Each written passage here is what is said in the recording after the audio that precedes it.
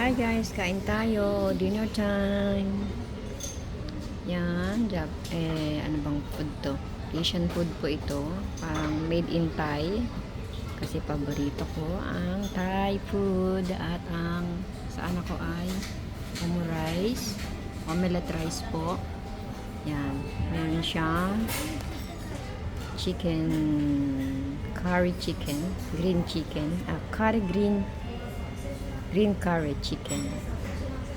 May vegetable salad, may egg. Yan. Ito hindi ko alam kung ano. Yan. Tapos nag-add lang ako ng egg fry. Yan. Ang aming dinner. Ay wala na pong time magluto. Hindi ko po pala na-play. Kaya pala nawala yung video. Yun. Kala ko ano na, nag-limit na yung pagkuha ng video. Tagal na po kasi ako hindi nakapag-video, nakapag-vlog kasi yun nga, palagi kong sinasabi, busy po sa trabaho.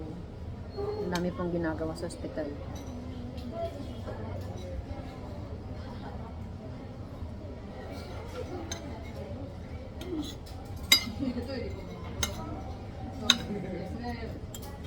Kahit nakakapagod po magtrabaho sa ospital, enjoy naman po. Na okay naman ang sahod. Nga lang, sulit talaga yung pagod. Ganun talaga. Naman siguro yung trabaho madali.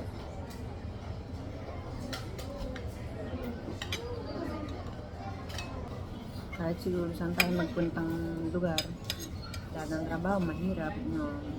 Susumikap na lang tayo. Sa buhay, kung hindi nagsisikap, di kakain. Ganun po talaga. Ang importante, may trabaho tayo. At nakakaya natin magtrabaho ng 8 oras.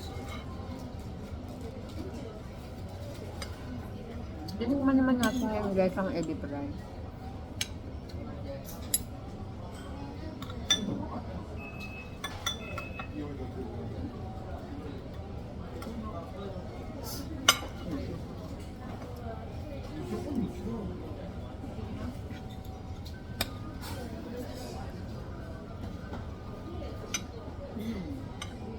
Sarap.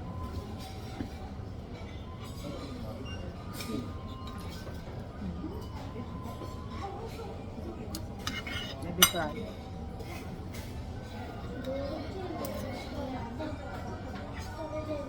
Sarap po yung pagkain dito. Hindi rin naman po sobrang mahal. Craving ka ng mga Asian food or hindi nga po rito.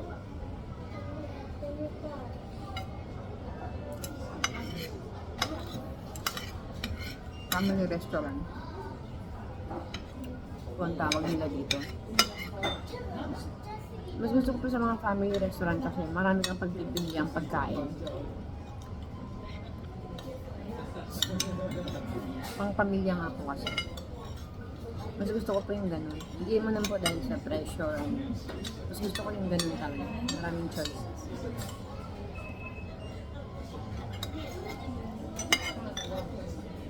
Saka yung tinatawag ko nila ditong izakaya. Yan, maganda rin po dyan. Marami yung pagpipili ang pagkain. May mga inuman din.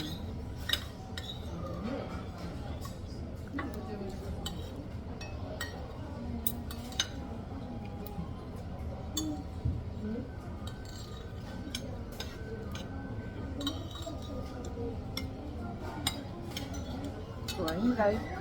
Na-share ko lang po. Sana po manood kayo ng vlog ko. Maraming salamat po sa mga nanonood. Pa-subscribe na lang po. Pa-like na rin po. And comment nyo po kung meron po kayong comment. So, ingat-ingat po kayong lahat. Maraming salamat po. See you on my next vlog. Bye! God bless you all.